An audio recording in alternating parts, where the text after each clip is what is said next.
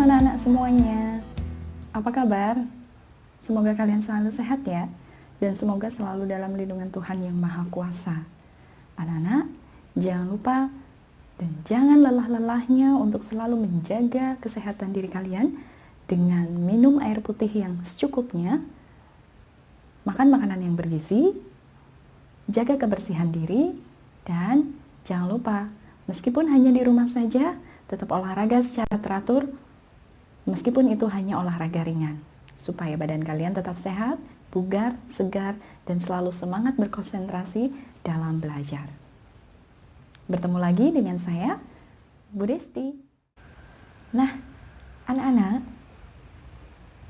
beberapa hari yang lalu, pada video pembelajaran sebelumnya, Bu Desti sudah menyampaikan beberapa hal tentang bunyi. Apa saja yang sudah kalian pelajari tentang bunyi pada pembelajaran sebelumnya? Ada yang masih ingat? Ya, kita sudah belajar tentang apa itu bunyi.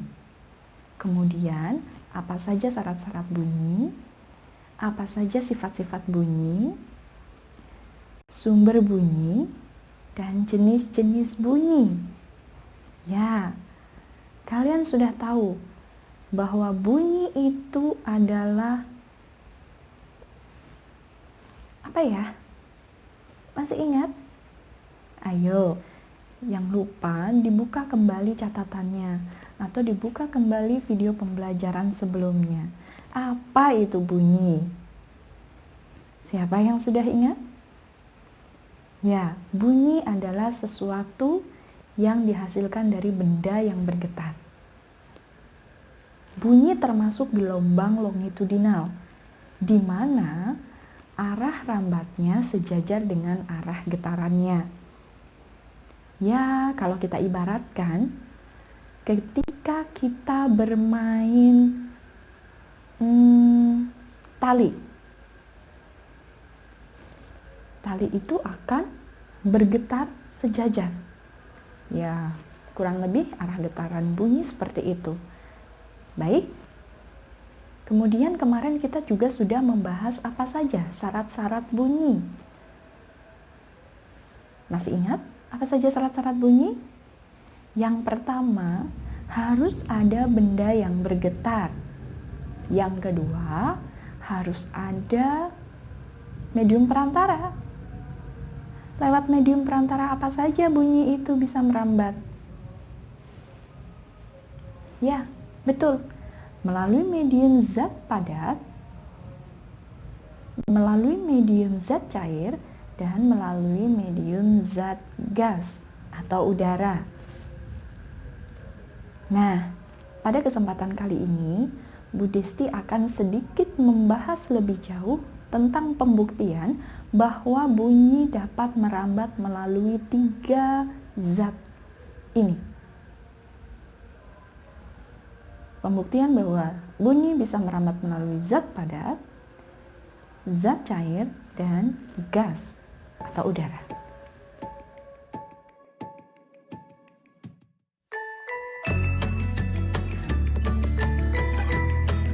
Nah, anak-anak, kita lihat di sini ada sebuah jam dinding yang diletakkan pada sebuah meja. Kalian dengar ada apa? Bunyi jam dinding. Lalu kita akan menempelkan telinga di atas meja tersebut, di mana letak jam dinding itu berada. Apa yang Sena dengar? Ada getak atau ada getaran. Baik.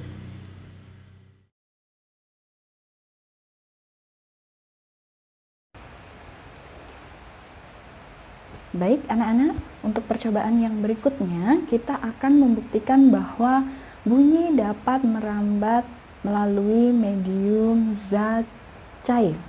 Bu Desti sudah siapkan air yang ada di dalam wadah atau baskom. Nanti kita akan melepaskan sebuah benda ke dalam air di dalam baskom ini. Kalian coba perhatikan apa yang terjadi. Wow, apa yang kalian lihat? Apa yang kalian dengar? Oke. Atau percobaan yang berikutnya, kita membenturkan dua buah batu ini di dalam baskom berisi air. Kita lihat.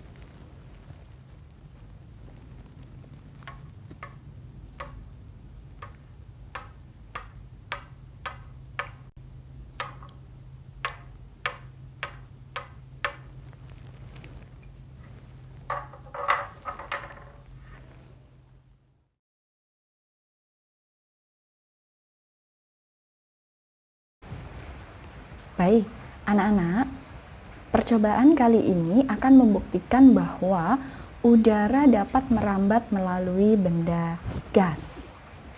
Seperti apa percobaannya? Kita simak. Bahan yang kita butuhkan ada beberapa biji kacang hijau, kemudian ada sebuah wadah yang sudah kita lapisi plastik yang membentuk membran seperti ini. Kemudian sebuah alat musik yang bernama tifa. Ini adalah alat musik tradisional dari daerah Papua. Nah, anak-anak, berikut ini adalah pembuktiannya. Membran yang sudah kita buat tadi, membran buatan, kita taburi dengan beberapa buah kacang hijau.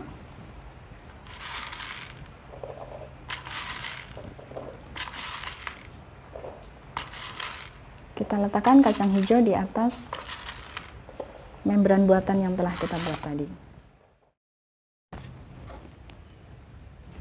Baik, pembuktiannya seperti ini. Kita perhatikan baik-baik biji kacang hijau yang ada di atas membran buatan ini. Bu Desti akan memukul tifanya sehingga udara yang getaran yang Bu Desti pukul bisa mengalir melalui lubang yang ada di tifa ini.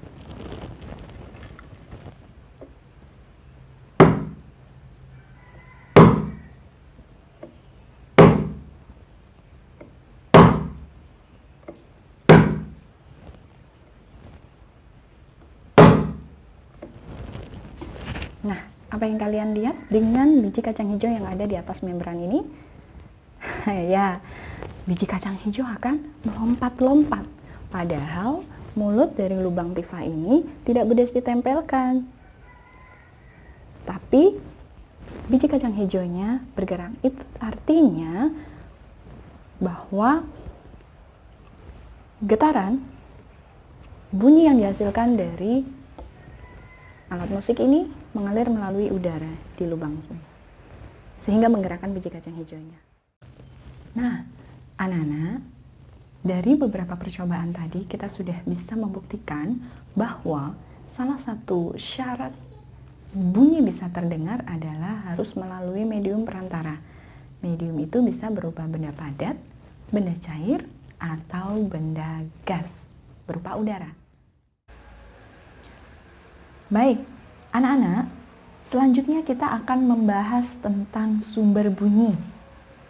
Siapa yang masih ingat apa itu sumber bunyi? Baik, sumber bunyi adalah benda-benda yang dapat menghasilkan bunyi.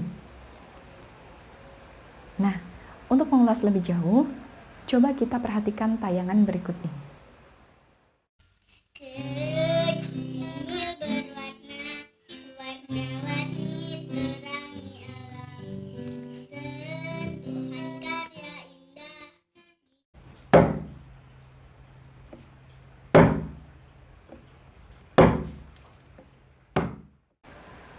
Sumber bunyi dari mana saja yang ada dari tayangan tadi? Ada yang bisa menyebutkan? Yang pertama, sumber bunyi dari mana? Sumber bunyi dari gitar, senar gitar yang dipetik. Bagus. Yang berikutnya, sumber bunyi dari membran tifa yang dipukul. Yang ketiga, dari suara manusia. Kenapa? Pita suara manusia bergetar, kemudian disalurkan melalui medium zat perantara udara, sehingga bisa terdengar oleh manusia. Banyak sekali sumber bunyi yang ada di sekitar kalian. Tidak hanya berasal dari alat musik saja, bisa juga dari suara alam. Misalnya seperti suara kicauan burung. Burung berkicau, hasil getarannya akan disalurkan melalui udara sehingga terdengar dan sampai di telinga kita. Kemudian suara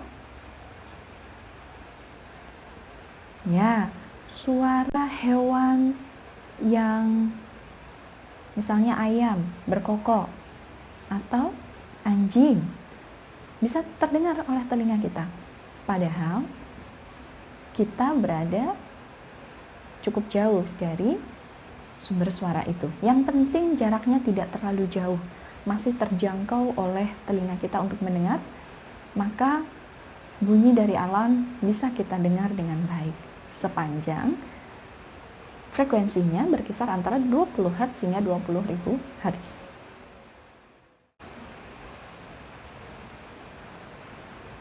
Baik, yang berikutnya kita akan membahas tentang jenis-jenis bunyi. Anak-anak, salah satu sifat bunyi itu bunyi dapat dipantulkan loh. Nah, ketika bunyi dapat dipantulkan, ada bunyi asli yang ketika dipantulkan, bunyinya persis seperti bunyi asli. Itu yang kita sebut sebagai bunyi pantul asli. Seperti apa contohnya?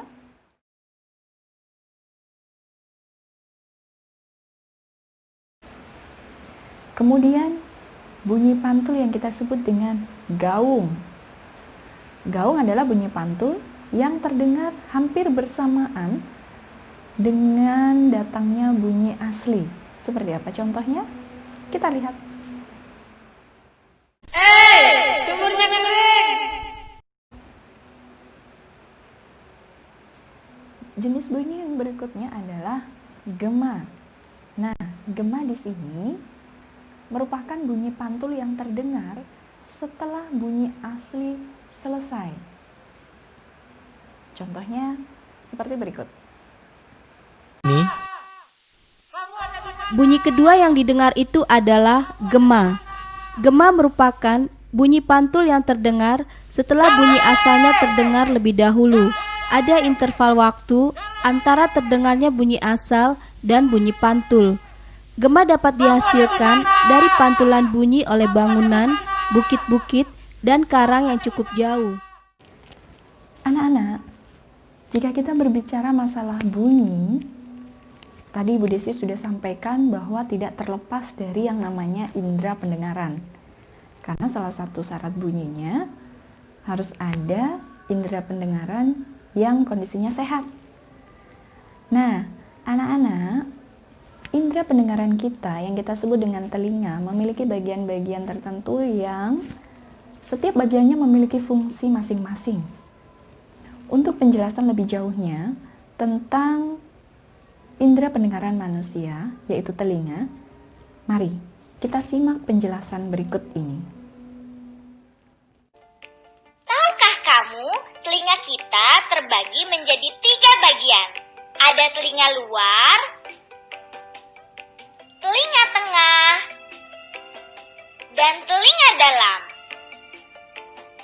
Setiap bagian telinga memiliki fungsi tersendiri loh. Klik bagian telinga satu persatu dan perhatikan penjelasannya ya.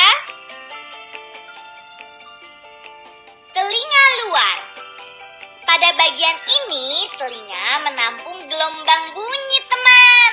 Telinga luar terdiri atas 3 bagian. Pertama, daun telinga. Selain berfungsi menangkap gelombang bunyi, daun telinga yang tersusun dari tulang rawan ini juga dapat melindungi telinga kita dari kotoran loh. Bagian kedua adalah lubang telinga. Lubang telinga ini terletak di pangkal daun telinga dan berfungsi sebagai tempat masuknya bunyi ke dalam telinga kita.